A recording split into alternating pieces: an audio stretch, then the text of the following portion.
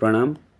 श्री संभवनाथ परमात्मा, श्री शांतिनाथ परमात्मा, श्री मुनीश्वर स्वामी परमात्मा एवं श्री वीर परमात्मा के पुनीत चरणों से जो भूमि ऊर्जावंत हुई है, ऐसी श्री श्रावस्ती तीर्थ के अंदर प्रिय दर्शना जो महावीर प्रभु की पुत्री थी, जो जमाली के मत में चली गई थी, वहाँ पर कुंभका श्रावक ने जलते हुए अंगारे उनके कपड़े ऊपर डाले।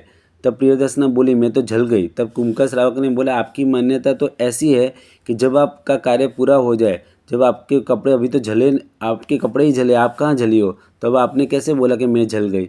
तब प्रियदर्शना को अपनी भूल रियलाइज़ हुई और जमाली का मत छोड़कर वापस प्रभु वीर के मार्ग पर स्थिर हुई। इसी भूमि के ऊपर स्कंदक मुनि के जो 500 शिष्य थे और पालक ने जो घानी में पीले थे, वो उपसर्ग भी इसी भूमि के ऊपर हुआ था। इसी भूमि का लव और कुश जो रामचंद्र जी के पुत्र थे, उनको इसी भूमि का राज्य दिया गया था। इसी भूमि के ऊपर हल्ल वियल की दीक्षा हुई थी। अगला तीसरे वीडियो में देखेंगे। प्रणाम।